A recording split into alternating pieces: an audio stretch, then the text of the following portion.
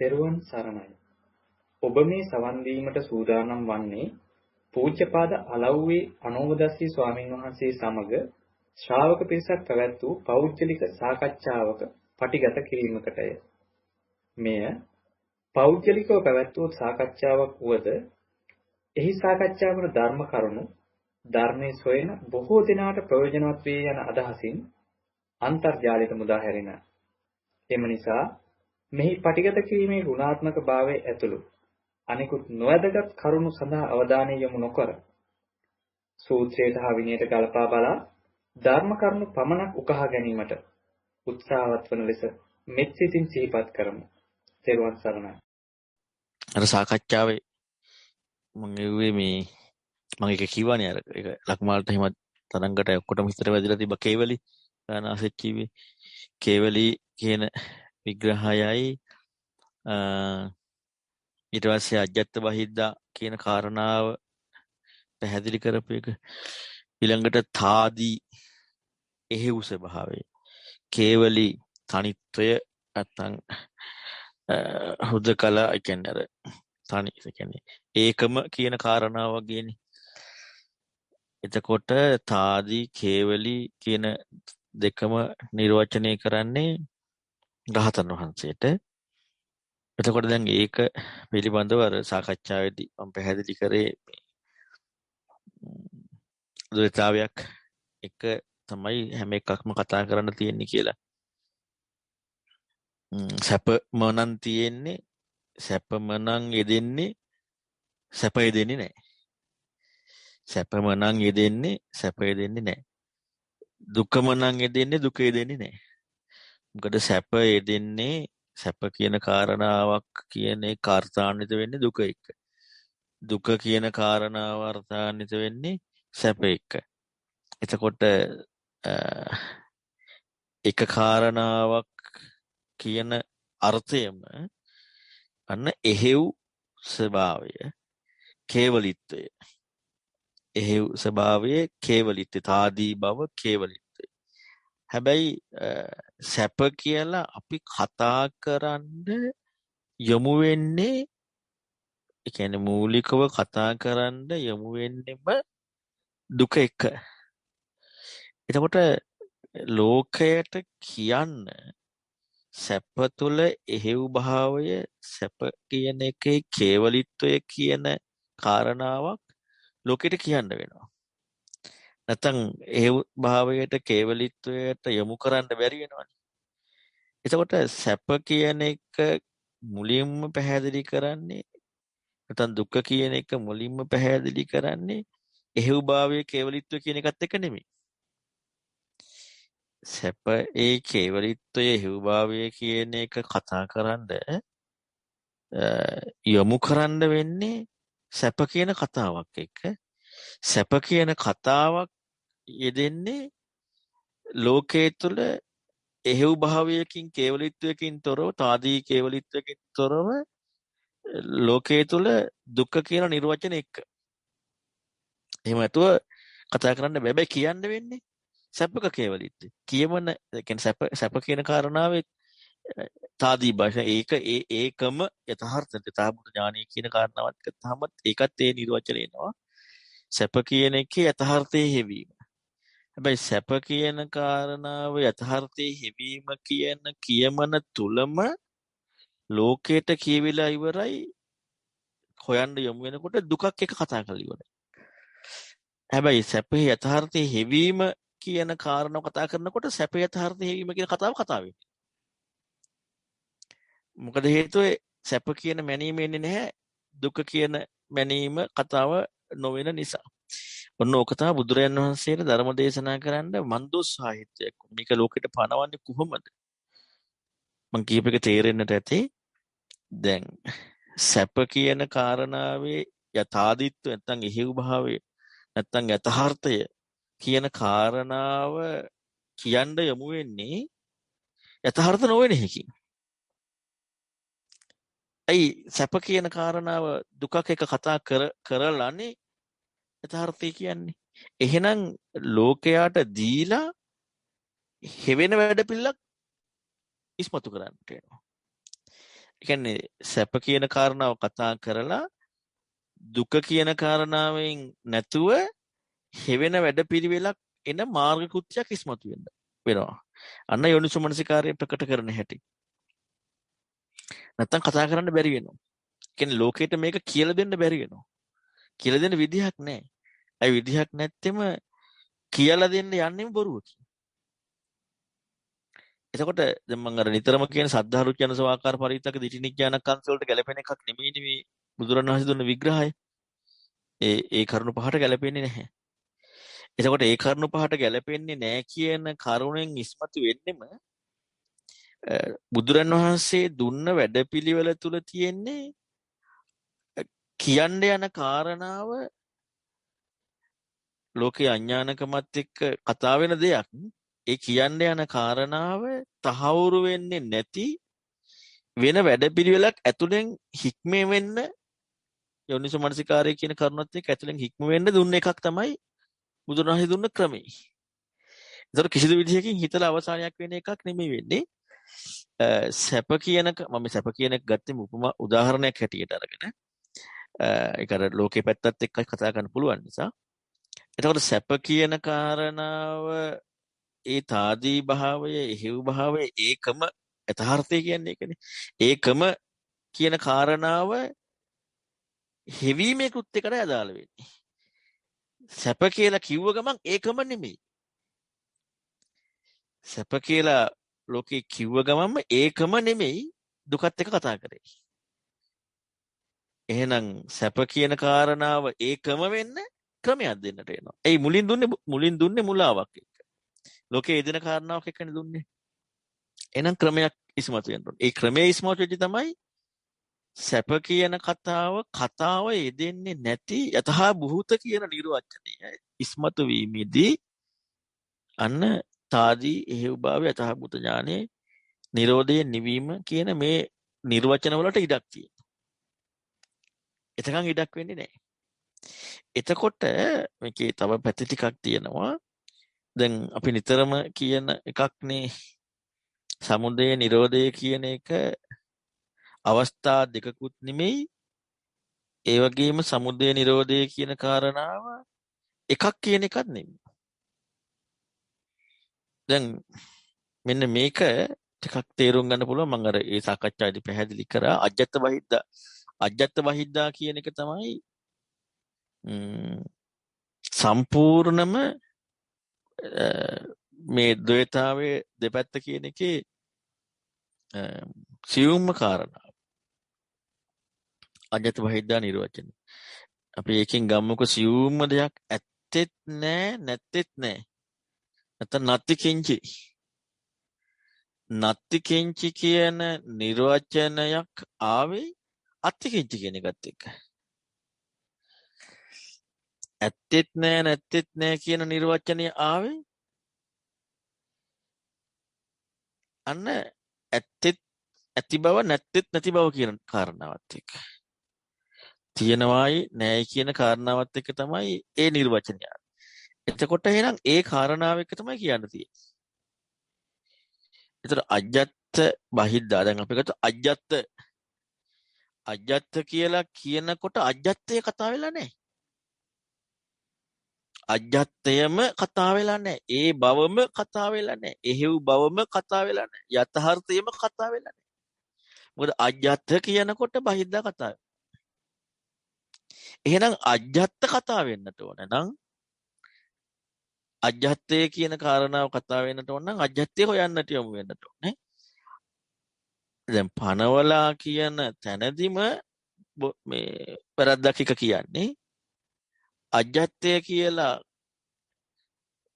ඒ බවටම නැත්නම් එහෙව් ස්වභාවයම තාදී බවම ඒ කාරණාවම විතරක් කතා කරන්න යමු වෙන ක්‍රමයක් ඉස්මතු වෙනට ඕන. ක්‍රමයේ තුල අජ්ජත් බවක් කතාවම එදිලා නැහැ. ඒ දැන් ඒ කතාව යෙදෙන්නේ බහිද්දා එක්ක. සැබෑ අජ්ජත්ය නම් අජ්ජත් වෙලා නැහැ. ඒ අජ්ජත්ය වෙන්න බහිද්දා ඕනේ. යථාර්ථ අජ්ජත්ය නම් අජ්ජත් වෙලා නැහැ. එතකොට අපි ලෝකේ ඕනෑම එකක් ගත්තාම ඒක හොයන්න. ඒක ඕනම දෙයක්. ඒ කියන්නේ දැන් අපි දන්නවනේ මොනවත් මිස් කරගන්න එපා. ඒකේ විතරක් බලන්නකෝ. ඒක විතරක් හොයන්නකෝ. ඒ කරුණ විතරක්. දැන් ඒ කරුණ විතරක් බලන්න අපි යනවා නම් මොනවා හරි කාරණා. දැන් මට රූප පේනවා. රූප පේනවා විතරක්. රූප විතරක්. රූප බලන්න ඕනේ ඇත්ත. සද්ද සද්දය ඇත්ත. නැත්තම් අරමුණු වල ඇත්ත. නැත්තම් ඇහැ. ඒක විතරක් ඈ. ඒක විතරක් බලන්නට ඕන. ඒක විතරක් බලන්න ඒක කතා කරන්නත් බැරි වෙලා. දැන් ඇහැ කියන්නේ ඇයි? තව මොකක් හරි දෙයක් එක්ක. නැත්තම් ඇහැ කියන්න බෑ. ඇයි රූප කියන්නේ? ඇයි ශබ්ද කියන්නේ? ඇයි විඳිනවා කියන්නේ? ඇයි හඳුනා ගන්නවා කියන්නේ? දැන් මේ ඕන එකක් වැළුවොත් එහෙම ඒක කතා කරන්න ඒක විතරක් කතා වෙලා නැහැ. ඒක මෝඩකම නෙමෙයිද? දැන් අපි කියනවා අපි මේ සද්දයක් තමයි අහන්නේ කියලා. අපි කියනවා මේ හඳුනා ගැනීමක් කියලා. අපි කියනවා මේ අජ්ජත්ය කියලා. ඒක ඉතින් ඒ කියවන ඒ විදිය උනේ කොහොමද? ඒක විතරක්. ඒක විතරක් උනා නම් ඒ කියවන මැන්න වෙන්න බෑනේ. ඒක මැන්න කියන්නේ තව එකක් එකතු කරගත්තා. එහෙනම් මෝඩකමක් තුල නින්නේ. එතකොට ඔන්න ඔය මෝඩකම කියන කාරණාව එක යෙදිච්ච සිදුවීම. මෝඩකම කියන කාරණාව එක්ක යෙදිච්ච සිදුවීම. දුරු වෙනකොට නිරෝධය. තාදී යථාභූත කේවලී. එතකොට ඒ දේට කියන්න බෑ. ඒ දේට ඒ නමම නිර්වචනය කරන්න බෑ. දැන් අපි ගත්තොත් දැන් අන්න කට්ටියටම ඇහෙනවා මාව. ඇහෙනවා. සද්දයක්. ඇහුණා සද්දයක්. දැන් නිර්වචනයක් ආවා. දැන් අර සුතේ සුතමත්තන් කියලා කිව්ව නේද? බාහියට. සුතයක් විතරක් වෙන්න. මුතයක් විතරක් වෙන්න. දිට්ඨියක් විතරක් වෙන්න. විඤ්ඤාතයක් විතරක් වෙන්න. සුතය සුත බවක් අර්ථාන්විත වෙන්න බෑ. එහෙනම් සුතයක් නෙමෙයි. මෙන්න. සුතය සුතයක් වුණා නම් සුත බවක් මැනිලා නැහැ. ඇහුණා කියලා අපට ලැබුණා නම් ඇහුණා කියන නිර්වචනය වුණා නම් ඇහුණා කියන එක විතරක් නෙමෙයි වෙලා තියෙන්නේ. තව එකකින් මැනලා. ඇයි ඇහුණා කියන මනින්න පුළුවන් වුණානේ. එතකොට ඒ මැනීමේ කෘත්‍යම අඥානකම. දැන් අපි ඇහුණා විතරයි මේ හොයන්නේ කියනවා. ඇහුණා විතරයි කියලා හම්බෙලා. ඇහුණා විතරයි කියලා මැන්නන්නේ. එහෙනම් ඇහුණා විතරයි කියලා හම්බෙලානේ. තාදී කේවලී යථාභූත කියන එක හම්බෙලා නැහැ. මොකද ඇහුණා කියලා මැන්න. මොකුත් හම්බෙන්නේ නැහැ. මොකුත් හම්බෙන්නේ නැහැ කියලා හම්බුනා. එතකොට ඒ නිර්වචනයේ තව එකක් එක සම්බන්ධයි. එහෙව්භාවේ නැහැ. කේවලිත්වේ නැහැ. ද්වෛතාවයක් ඉදිලා. ඔන්න ඔය මෝඩකම තමයි සමුදය. ඔය මෝඩකම තුලින් ඇහුණා කියලා හම්බුණා. ඇහුණා කියලා හම්බුණා. ඇහුණා කියන නිර්වචනය තව එකක් එක මැන්න නිසා මෝඩකම සකස් වීමක් කියන නිර්වචනයක් සිදු වෙනවා. හැබැයි මෝඩකමයි. ඒ මෝඩකම දුර වෙනවනම් ඇහුණා කියන කාරණාවේ ඇහුණා කියන එක නිර්වචනයේ දීම නැහැ නිරෝධය. එතකොට සමුදය දැකීමයි නිරෝධය දැකීමයි. දැන් හේව ස්වභාවයට පත්වීම කියනකොටම තාදී කේවලී කියනකොටම ආයේ මුලාව නැහැනේ. ඇහුණා කියලා එදිලා නැහැ. ඒ කියන්නේ උද්දම්භාග සංයෝජන රූප රාග අරූප රාග මාන කියලා කියන්නේ. මැනීම. මැනීම කියන එකේ දෙන්නේ නැහැ. දැන් අර සමිධි සූත්‍රය කියන්නේ අක්කේ සංජිනෝ සත්තා කියලා. දැන් ඇහුණා කියන එක කියවිල්ලක් විතරයි. මැනීමේ යුක්තව කියවිල්ලක් විතරයි. ඇයි ඇහුණා කියන එක මැනලානේ. තව එකක් එක්ක. ද්වේතාවය. දෙපැත්ත. කේවලි වෙලා නැහැ, තාදි වෙලා නැහැ. ඇහුණා තාදිරි වෙලා නම් ඇහුණා කියන බව නෙමේ. තත් දිත්තේ දිත්ත මත්තන් සුතේ සුත මත්තන් මුතේ මුත මත්තන් කියනකොට න තේන න තත්ත අන්න එයින් නෑ. එහි නෑ. අතර නෑ. එයින් නෑ. ඇහුණා එයින් නෑ. ඇහුණා කියන එක එදිලා නෑ. යතහ භූතේ. මොකද්ද නැති වුනේ? දැන් ඇහුණ නැති වුණාද? ඇහුණ නැති වුණේ නෑ. ඇහුණා කියලා ගත්ත මෝඩකම නැති වුණා. ඒ නිසා ඇහුණා යතහ භූතේ. අන්න ඒකනේ යථාර්ථ වශයෙන් දකින්න කියන්නේ. යතහ භූත ඥාන දර්ශනය. යථාර්ථ වශයෙන් ඒ විදිහටම දැකීම. ඒතර යථාර්ථ වශයෙන් ඒ විදිහට දැකීමේදී යන්නේ ඊතර වීම. අතිපට්ඨාන සූත්‍රය නම් ගත්තාම අජ්ජත් බහිද්දා කියන නිර්වචනය සම්පූර්ණයෙන්ම මේ ලෝකයේදී මේ ප්‍රධානම කාරණාව අජ්ජත් බහිද්දා. අජ්ජත් කියනකොටම අජ්ජත් යෙදිලා නෙමෙයි. අජ්ජත්ය වුණා නම් අජ්ජත් යෙදිලා නැහැ. අජ්ජත්ය කියනකොටම බහිද්දා යෙදිලා. අජ්ජත් බහිද්දා. යථාර්ථ වශයෙන් අජ්ජත්ය කියන්නේ මොකද්ද කියනකොට අජ්ජත් කතාව නෑ. එයින් නෑ. එහි නෑ. ඉක්ම වෙලා. අන නිරෝධය. සමුදයයි නිරෝධයයි. යථාභූත ඥානය කියන්නේ අන්නේ කාරණාවට. යථාර්ථ වශයෙන් දකිනවා කියන්නේ. තාදී කේවලි. යථාභූත ඥානය. එතකොට එහෙනම් අපේ ලෝකේ සියලු අත්දැකීම් ගත්තාම අපේ ලෝකේ සියලු යෙදීම් ගත්තාම සියලු යෙදීම් තුල නිර්වචනය එක ඉන්නකොට මොනවාරි කාරණාවක් එක්ක ඒක එක්ක නෙමෙයි ඉන්නේ. සිහිය පිහිටවනවා. උපරිම සිහිය පිහිටවලා මොනවාරි කාරණාවක් ඉන්නවා. හැබැයි ඒ කාරණාව මැනීමේදීලා මජ්ජේ සූත්‍රය කියන්නේ අන්ත ඔන්න අන්ත නිර්වචනයි. අතීතං ඒකවන්තෝ අනාගතං දුතියවන්තෝ පච්චුප්පන්න මජ්ජේ. පච්චුප්පන්න මජ්ජේ මේ ඔක්කොටම කියන්නේ මොකද්ද? මේ සියල්ලංගෙම කියන්නේ මාර්ග කෘත්‍යයක්. පච්චුප්පන්න මජ්ජේ. පත්‍යෙන් උපදීන් මැද. ඒතකොට වර්තමානයේ පත්‍යෙන් උපදීන් මැද කියනකොට අතීත අනාගත කතාව නෑ. අන්ත. පච්චුප්පන්න කියලා කතාවේ අර්ථයම අතීත අනාගතත් එක්ක.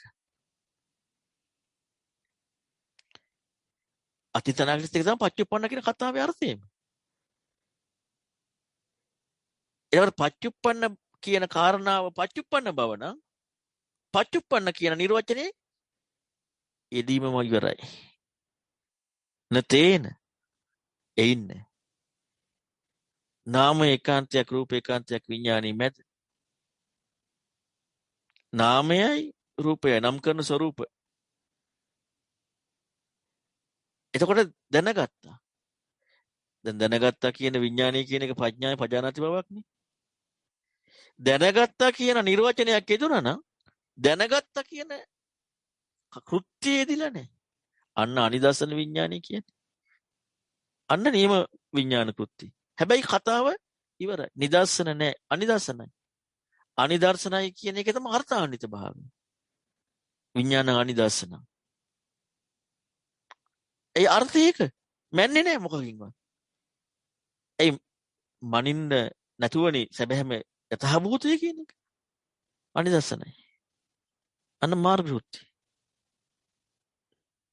ඊළඟට සක්කායන්තයක් සක්කාය සමුදයන්තයක් සක්කාය නිරෝධයේ මැද. එතකොට එතන නිරෝධය කියන නිර්වචනය කතා කරන්නෙම දැන් සක්කාය කියනකොට මැන්නා. සක්කාය සමුදය කියනකොට අන්න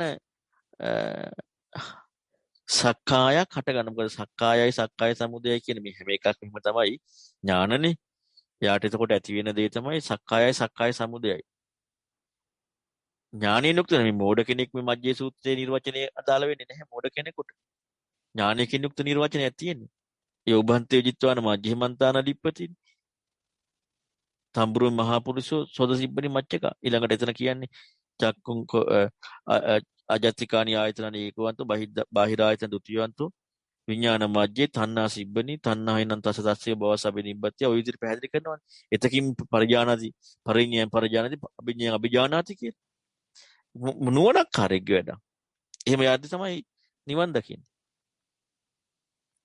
එතකොට ඉතින් සක්කායයි සක්කාය සමුදය කියන්නේ ඒක මෝඩ කෙනෙකුට අහු වෙනවද? නෑ නුවණක් කාර්යයටයි. සක්කායයි සක්කාය සමුදය. අන්තයි. එතකොට සක්කායයි සක්කාය සමුදයයි කියන සක්කාය කියන නිර්වචනයේ යෙදීමම සක්කාය සමුදය කියන කාරණාවේ කෘත්‍යයක් කියන ඥානයක් ඉදිරියට තියෙනවා. එහෙනම් එතනදී කොහොමද එයාට එන සක්කාය නිරෝධය කියන ඥානය අන්න අර සැබෑම අර්ථාන්විතව කියන්නේ නැති වුණා කියන එක නෙමෙයි. මොකද එයාට සක්කාය පිළිබඳ ඥානයකුත් තියෙනවා. එවැනි කෙනෙක් තමයි මේ අන්ත දෙකක් කියලා දකින්නේ. එහෙනම් සැබෑම නිරෝධය අන්න එතන. ඒ කියන්නේ සක්කායයි පස්සයයි කියන කරුණු දෙක තුල පස්සයයි පස්ස සමුදය පස්ස නිරෝධය කියන එකේ කියන්නේ ලෝකේ සාමාන්‍ය අර්ථයට එහා ගිහපු කියන්නේ ඒකට අර වෙන නිර්වචන දෙන්න බැහැනේ. යෙදීමක් සහ සුඛියත්වය. සුඛියත් සමුදයක් සහ යෙදීමේ හට ගැනීම. එතකොට මර නිරෝධය කියන ඥානයේ තැනදී නැති වෙනවා කියන එකක් එයාට ඉදිලා නැහැ. ඊළඟ ආජ්ජත්තික ආයතනයි බහිද්ධ ආයතනයි. මේ කතා දෙකම ඉතින් ඒ කතා දෙකත් එක්ක යෙදෙන්නෙම දැන ගැනීම කියන කාරණාවේ කෘත්‍ය දැන ගැනීම යථාභූත වශයෙන් සිදු නොවීම. යථාභූත වශයෙන් සිදු නොවීම කියලා කියන්නේ තව එකකින් යන්න. එහෙනම් තවරිලානේ. සුඛා ඒකවන්තෝ දුක්ඛා ဒ ුතියවන්තෝ අදුක්ඛම සුඛා මජ්ජේ සුඛා කෝවස වේදනා ඒකවන්තෝ දුක්ඛ වේදනා ဒ ුතියවන්තෝ අදුක්ඛම සුඛා වේදනා මජ්ජේ. සැප විඳීම කියනකොටම ඉතින් හරිනේ. අන්තේ අනිත් පැත්ත කියවලත් ඉවරයි. අන්ත දෙක ဒ ුතියවන්තෝ දුක්ඛ වේදනා. අදුක්ඛම සුඛ වේදනා. අදුක්ඛම සුඛ වේදනා. අදුක්ඛම සුඛ වේදනාවට අදුක්ඛම සුඛ බවක් තියෙන්නට ඕනේ. සුඛ දුක් කතාව නැති වෙන්නට ඕනේ. අදුක්ඛම සුඛ බවම සුඛ දුක්ඛාන්ත දෙක. අන කේවලිත්වයට ආදී යථාභූත ඥානෙ නේ. අදුක්ඛම සුඛ බවම සුඛ දුක්ඛාන්ත දෙක. තවරිල. අදුක්ඛම සුඛ කියන කාරණාවේ කේවලිත්වය යථාභූතයේ මැනීම ඉක්ම වෙනවා නම් අදුක්ඛම සුඛ කතාව ඉවරයි යන්න ඊතර වීම නිරෝධී. අන නිරෝධයයි සමුදයයි දැක්ම. යථාර්ථ වශයෙන් දැක්ම කියන්නේ අන්නේ කාරණාවට. එතකොට සම්පූර්ණයෙන්ම ලෝකයේ තියෙන්නේ මැනීමක් එක්ක ඉන්නවා කියන්නේ තනිකර මොඩකම. යථාර්ථය නෙමෙයි. යථාර්ථ වුණා නම් මැනීම කතාව ඉවරයි. අන්න යථාර්ථයේ දැක්ම පැත්තට යමු වෙනකොට සමුදය දැක්ම කියන්නේ එතකොට මොඩකමෙන් සකස් වීම. මොඩකමින් සකස් වීම කියන කාරණාව ඉස්මතු වෙනකොටම ඒ හික්මන ප්‍රතිපදාවේදී මොඩකම ඉක්මවීම අන නිරෝධී ඥානයි. මෙන්න මේක තමයි කේවලිත්වයේ තාදී බව යථාභූත ඥානයි. සමුදය වය දැක්ම කියන මෙන්න මේ නිර්වචනය. ඉතින් ඔවැනි එකක් ලෝකෙට කොහොම කියන්නද? බුදුරයන් වහන්සේ මේක කියන්නේ කොහොමද කියලා හිතුවේ එක කොච්චර සාධාරණද? ඒකනේ සද්ධර්ම ශ්‍රවණේ යෝනිසෝ මනසිකාරය උපදින තියෙන්නේ. පංච උපාස්කන්ධය නැත්නම් රූප වේදනා සංකාර විඥාන මෙහෙමයි කියනකොට හම්බෙන එකක් නෙමෙයි. මෙහෙමයි කියද්දි හම්බෙන එකක් නෙමෙයි තියෙන්නේ. දැන් යෝනිසෝ මනසිකාරයක් නුපදින තියෙන්නේ. දැන් අපට අපි මොන විදියකින් හරි හම්බෙන එකක් බවට පත් වුණා නම් ඒක යථාභූත ඥානෙ නෙමෙයි. ඒක අපි නිතරම ඔය හම්බ වෙනවා කියන කාරණාව එක තියෙන වැරද්ද ඉස්මතු කරලා පෙන්නනවා. ඉතින් ඒකට වෙන්න මේ කරුණු ටික මම හිතන්නේ ගොඩක් උපකාර වෙයි. ඒ අර්ථය තව දුරටත් තේරුම් ගන්න. මොනවා හරි ප්‍රශ්න තියෙනවා නම් අහන්න. තෙරුවන් සරණයි අපි සයන්වංශ මේ අවසරයි සයන්වංශ මේ දැන් අර සයන්වංශ මුලින් විග්‍රහ කරලා පෙන්වන්නේ ගොඩක් හොඳට මේ අර ලෝකේ මේ හැම කියන්නේ ලෝකේ හැම දෙයක්ම අර අජ්ජත් බහිද්දා කියන ඒකත් එක්ක කියන එක. එතකොට අර දැන් අර ඒකම විතරක් බලන්න කියන්නේ ඒකම විතරක් බලන්න කියලා සයන්වංශ මතු කරනවානේ. ඒ සයන්වංශේ දැක්ම එක්ක නේද සයන්වංශ අපට අර පෙන්වන්නේ දැන් අහනවා කිව්වොත් අහනවා කියන්නේ මොකද්ද කියලා අර අපිට හොයන්න කියන්නේ සයන්වංශ වැඩපිළිවෙලක් අපිට විචක්ෂණය කරන්න කියලා ඒ සත්‍ය කියන්නේ ඒක සත්‍ය කාරණයක්. දැන් අපි අහනවා කියන එකට අපි හිතලානේ ආපහු කියන්නේ හිතීමකින්නේ සංකල්පයකින්නේ කියන්න වෙන්නේ අහනවා කියන එක. දැන් අහනවා කිව්වොත් ඒකම විතරක් බැලුවොත් එහෙම අපිට කියන්න එකක් කියන්න එකක් නැහැ කියලාවත් ඒක යෙදීමක් එන්නේ නැහනේ. අර ඒක එතකොට අර ඒක අපේ පැත්තට ගන්න නැතිව දැන් අපි ගත්තොත් කියන්නේ ඒක විතරක් බලද්දී අපිට මේක වෙනවා කියලා අපිට ගන්න බෑ. එහෙම වුණොත් අපි ආපහු ආයෙ මැනීම කියන්නේ කරන්නේ. එතකොට අර මොකද්ද කියලා අපි ඒ කාරණය හොයනවා. කියන්නේ හිතනවා ඒක ගැන සිහියත් එතෙන්නම යොදලා. ඒක පොඩ්ඩක් සයිනස් පැහැදිලි කරගන්න සයිනස්. ඔව් සනස් ඇත්තටම හොඳයි සනස්. එහෙම හිතපු එක ඒ සියලු කාරණා තුලින් අපි අර හිතන වැඩ පිළිවෙලයි සහ මේ ඔක්කොම පෙන්නුවේ අන්නේ කාරණා ඉස්මතු වෙන එක තමයි. එතකොට අහනවා කියන කාරණාව අහනවා දකිනවා නැත්තම් කනවා බොනවා ඒක. හැබැයි ඒක මැනීමම කියන්නේ තවත් කරුණු එක සම්බන්ධයි. ඒකේ යථාර්ථය නෙමෙයි. ඒ කරුණේ යථාර්ථය කියනකොට ඒ මැනීම එදීම සිදුවීම අන්න එදෙන්නේ ඊතර වෙනවා. මම හිතන්නේ අපි අර හිතන වැඩපිළිවෙළවල සහ ගොඩාක් කරුණු ඉදිරිපත් කර ඉදී හැම වෙලෙම කිව්වනේ මේ මාර්ගයේ ඊතර වෙන කෘත්‍යයක් කියලා. එතකොට මොන විදිහේක යමක් හොයාගෙන ගියත් සිදුවීම ඊතර වෙයි. අපි මේ ලෝකේ ඉන්න තැනදී මොනවා හරි සිදුවීමක් එක්ක අපි මනින්නේ අපිට මනින්න තව පැත්තක් එදිලා තියෙනවා. මනින්න තව පැත්තක් එදිලා අපි ඒ එක්ක මිශ්‍ර වෙලා ඉන්නේ. ඒ නිසායි අපි මනින්නේ. අපි ගත්තොත් මම අර කිව්වේ සමාධි මට්ටම් උපරිම නැති කිංචි කිසිවක් නැහැ නැත්නම් මම නෙමෙයි. මම කියලා ගන්න එක වැරදි. මම කියලා ගන්න එක වැරදියි. මම කියලා ගන්න එක හරි බවක් එක්ක. ඒක වැරදි. අනිත්‍ය බව. අනිත්‍යයි මේක අනිත්‍යයි. අනිත්‍යයි කියලා මැන්නේ අර නිට්ටයයි කියන කාරණාවක අපට මැනීමක් බවක් ලැබුණා. අනිත්‍යයි කියන කාරණාව යථාර්ථවාදී සිදුවීමක් වෙලා නැහැ. දැන් බලන්නකො මේ කියමන් ටික එක ගත්තට පස්සේ අනිත්‍යයි කියන දෙයට නිට්ටය කියන නිර්වචනය කතාවක් හිතෙන්නේ ඒ කියන්නේ ඒ යෙදීම ඒ මැනීම ඒ කතාව එන්නේ නැතුව. දැන් ඒ කතාව එනවා නම් අපි තව එකක් එක මැනලානේ මේ කාරණාව කියන්නේ.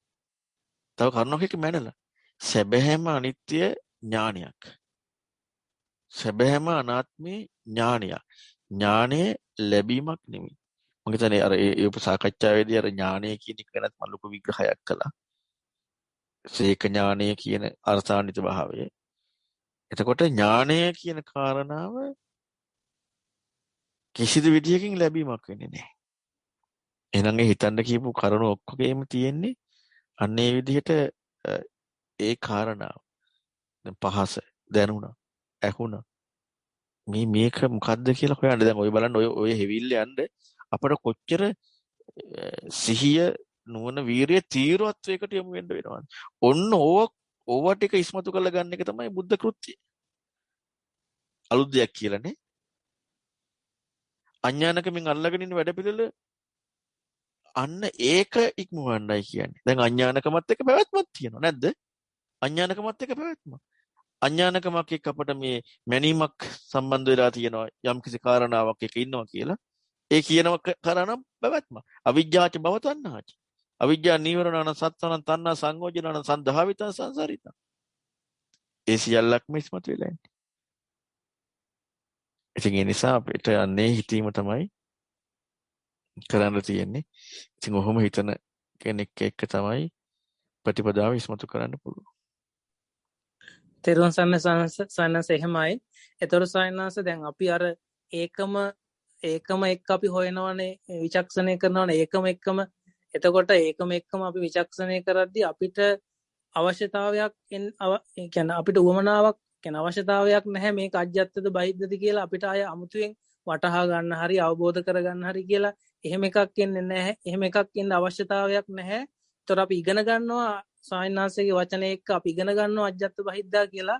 එහෙම නැතු අජ්ජත් බහිද්දා කියන එක අපේ අවබෝධයකට කියන තේරුම් ගන්න කියලා කාරණේක අවශ්‍යතාවයක් නැහැ. අපිට තියෙන්නේම අර ඒකම බැලීමයි අපිට අපේ පැත්තට කරන්න තියෙන්නේ කියලා සයන්නාස ඒකන පැහැදිලි කරගන්න සයන්නාස.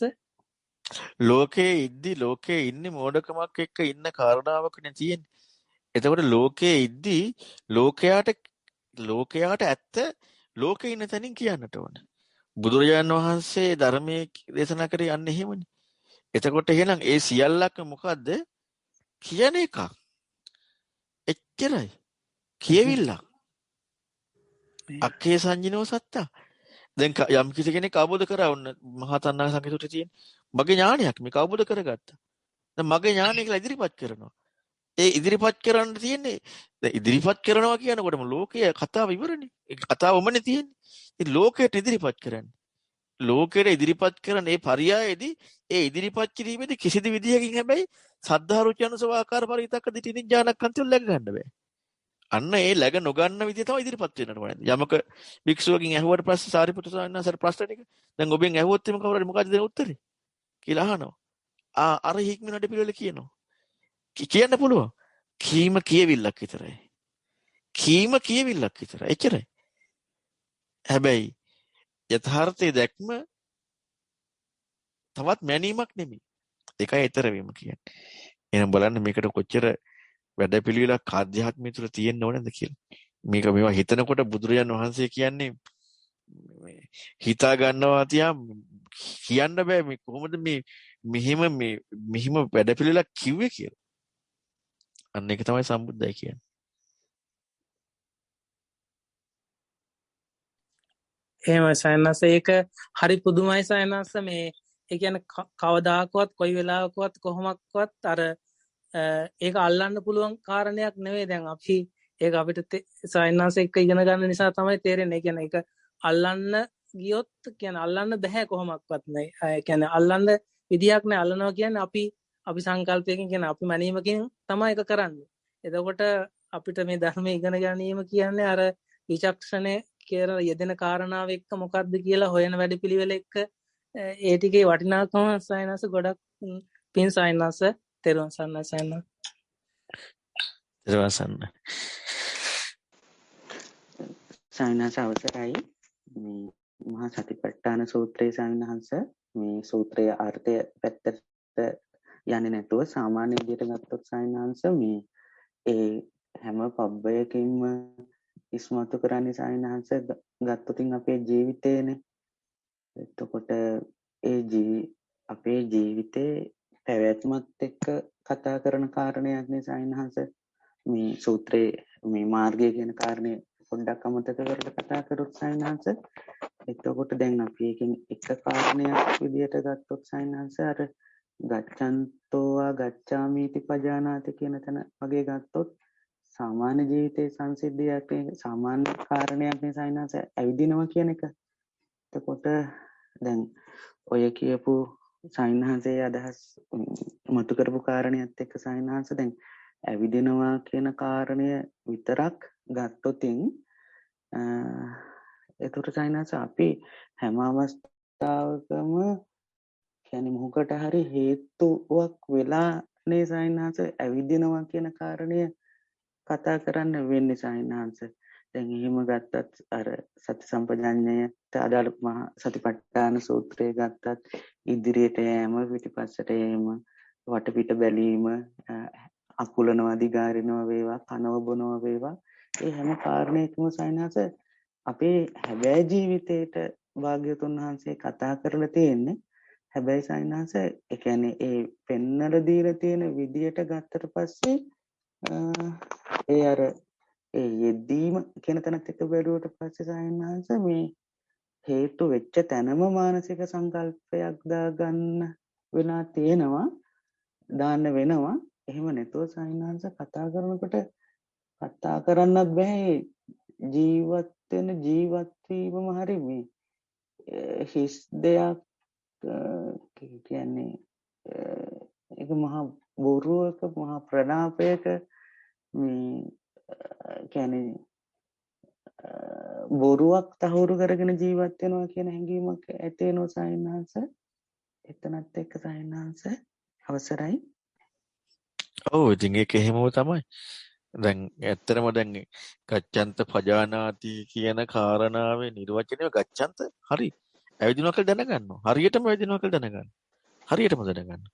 හැබැයි ඇවිදිනවා කියන කාරණාවේ නිර්වචනය ආවේ තවත් මැනීමක් එක්ක නම් ඇවිදිනවා කියන කාරණාව නෙමෙයි දැනගත්තේ. ඇවිදිනවා කියන කතාව එන්නෙම ඒ කතාවම තව නිර්වචනයක්. තවත් එකක් එක්ක සැබැදිලා තියෙනවා. එතහබුත ඥානයේ කතාවක් කතා කරනකොට ඇවිදිනවා පජානාති කියනකොට ඇවිදිනවා කියන එක ඇවිදිනව බවම කතාව ඉක්මනවා. එතකොට එහෙම බැලුවාම මුළු ජීවිතේම කියලා කියන්නේ මෝඩකමක පැවැත්ම. එච්චරයි. අවිජ්ජාවෙන් වැහිලා තණ්හාවෙන් පැවැත්ම කියන තණ්හාව. දැන් පැවැත්ම කියන තණ්හාව ඒ පැවැත්මක් නේ තියෙන්නේ. මේ ඇවිදිනවා මේ අහනවා මේ දැනෙනවා පහස. දැන් මේ පැවැත්මක්. පැවැත්ම මොකද්ද? තව එකක් එක්ක මැනලා ඒක ඉන්නවා කියලා හිතාගෙන ඉන්න මොඩකම. අහගෙන ඉන්නේ කියලා කියනවා. ඇහෙනවා කියනවා. ඇහෙනවා නම් ඇහෙන බව කියලා එදෙන්න විදිහක් නැහැ. නැතේන. එදෙන්න විදිහක් නැහැ. ඒින් වෙන්න විදිහක් නැහැ. තව එකක් එක්ක මැන්න. එහෙනම් අපි මේ අහගෙන ඉන්නේ කියන කාරණාව තුලම තියෙන අහගෙනයි කියන ඇහෙනවා කියන කාරණාවේදීම නෙමෙයි. ඒ කියන්නේ ඇහෙනවා කියන යථාර්ථය නෙමෙයි. ඒක මෝඩකමනේ. ඒකත් එක්කම පැවැත්මනේ තියෙන්නේ. ඉතින් කියන මුළු ජීවිතය කියන්නේ මේ මෝඩකමයි පැවැත්මයි කියන එකත් එක්ක මෝඩකමක පැවැත්මක් තියෙනවා. නැතහබෝත ඥානයනකොට ඊතර වීම නිර්වචනය දැන් කවුද නැති වෙන්නේ මොකද්ද නැති වෙන්නේ කතාව මොකක්වත් අදාළ නැහැ. ලෝකයට කියන්න පුළුවන්. ලෝකයට කියලා දෙන්න ඕනේ. මෙන්න මේ කාරණාවෙන් ඊතර වුණා. ඒකේ තියෙන මෝඩකමෙන් ඊතර වුණා. මේ ඇත්ත දැක්කා. සක්කායෙන් ඊතර වුණා. දැන් සක්කාය කියනකොට ඇති බවක් කියන කාරණාව නෙමෙයි. සක්කාය කියද්දි. එතකොට ඔන්න ඔය විදිහේ වැඩපිළිවෙල දකිනකොට ඇත්තටම ජීවිතය කියන්නේ බොරුව ප්‍රලාපයක්. ඒකනේ පේන පින්ඩු උපමං රූපං වේදනා බුබ්බුලු උපමා මාරිචක උපමා සංඥා සංකාරක් අදලු උපමා මාය උපමංච විඥාන. දැන් ඔය උපමා පහේම කොහෙද තියෙන්නේ? ඇත්ත. පෙනගොලිය දීබුබුල මිරිගුව කෙසෙල්ලාරටුව මායාව. සක්කායක පැවැත්ම යෙදීමේ කෘත්‍යය. සක්කාය පැවැත්ම යෙදීමේ කෘත්‍ය නිර්වචනයේ ඒ ටික. ඒතර මොකද්ද හොයන්නේ මොනවද දඟලන්නේ? අර මේ බුදුරණවහන්සේගෙන් දෙවියන් අහන්නේ මොනවද ලබාගත්තේ? සතුටින් ඉන්නේ. කිල්ලද්දාවස දුකෙන්ද? ඒ කතාව ඔක්කොම ඉවරයි. ලෝකයට කියලා දෙන්න එනවා. අපිත් ලෝකේ ඉන්නවා. කට්ටියත් ලෝකේ ඉන්නවා. ඉන්න ලෝකයට මොකක් හරි කියලා දෙන්න එනවා. හැබැයි කියලා දෙන්න වෙන්නේ මොකද්ද? ඥානිය දියුණු වෙන්න ඕන දෙයක් විතරයි.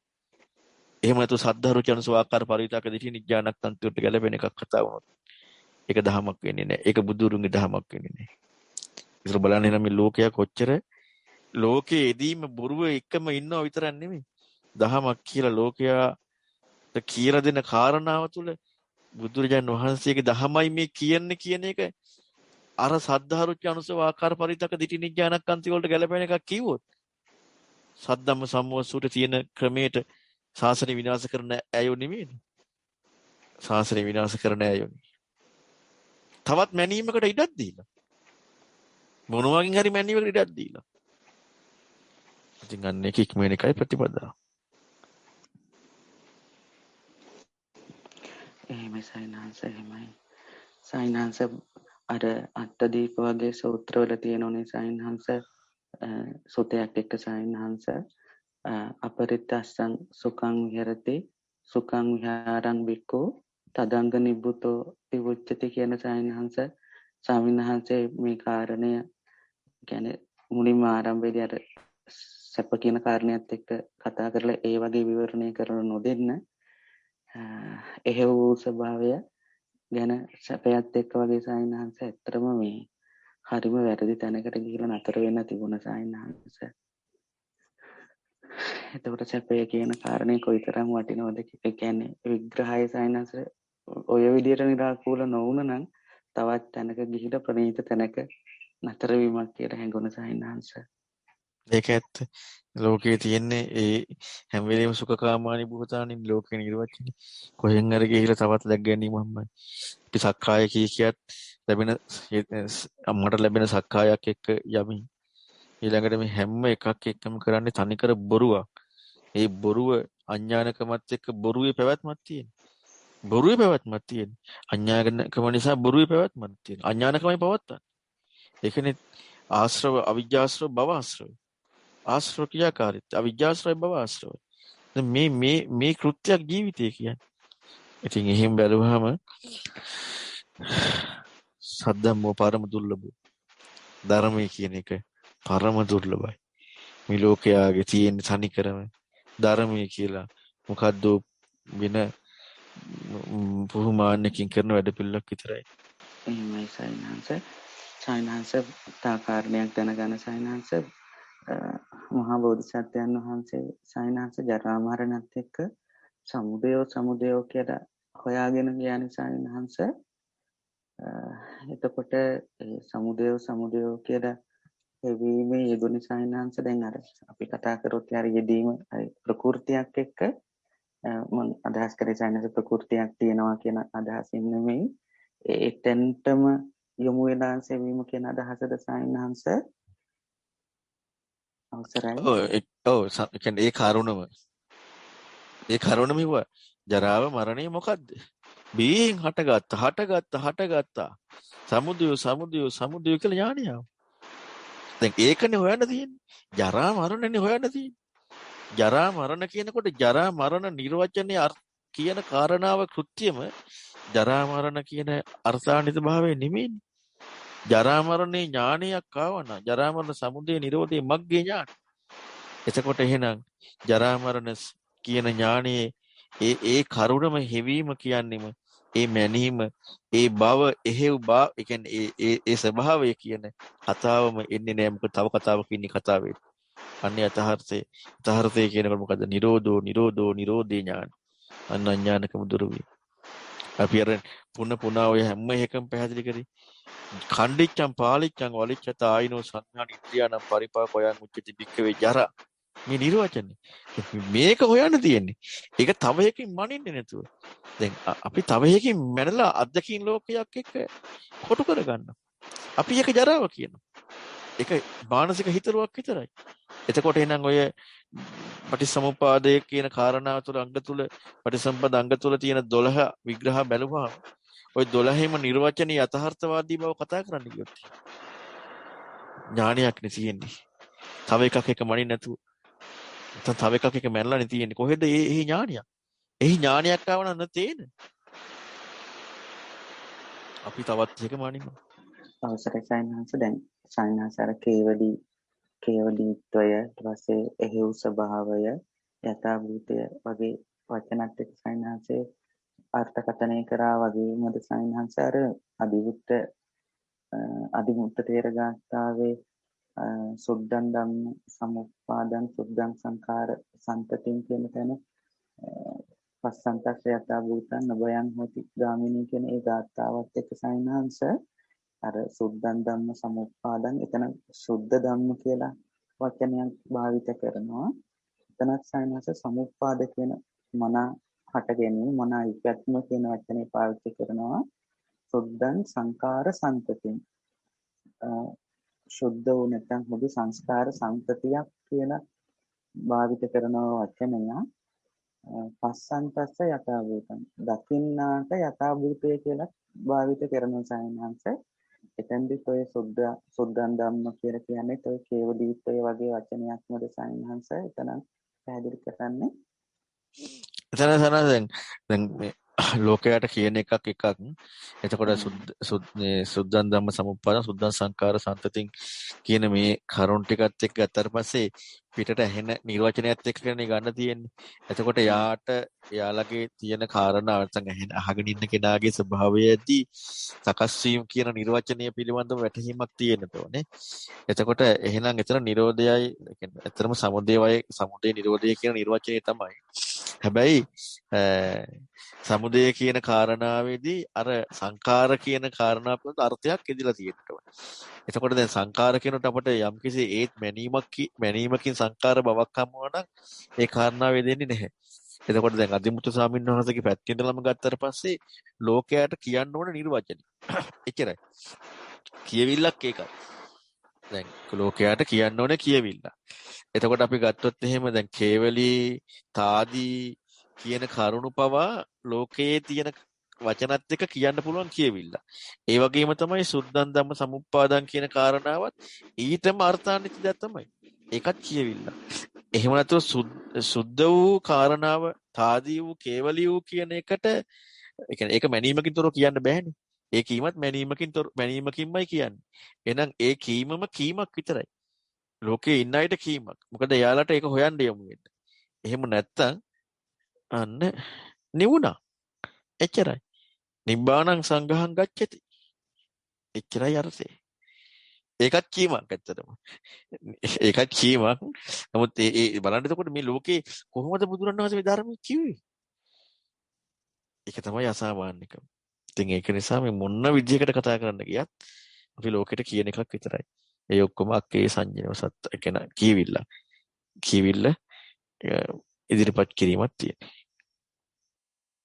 එහෙමයි සයන්ස් ගොඩාක් පින් සයන්ස් අවසරයි. අවසරයි සයන්ස්. සයන්ස් මේ දැන් අර අපේ පැත්තෙන් ඔය අජ්ජත් බහිද්දා කියලා එකක් බලන්න ගිය සයන්ස් මේ අතීත සිද්ධියන්නේ කතා කරන්න වෙන සයන්ස්. කියන්නේ මේම එකක් වුණා කියලා මේ හැබැයි සයන්ස් දැන් ඉදෙන කාරණාව ගත්තොත් එහෙම අපිට කවදාවත් එහෙම එකක කියන්නේ එහෙම එකක් හිතා ගන්නත් බෑ. අජ්ජත් කියන්නේ තමන්ගේ පැත්තෙන් මෑන්න ගන්නවත් බෑ මේ.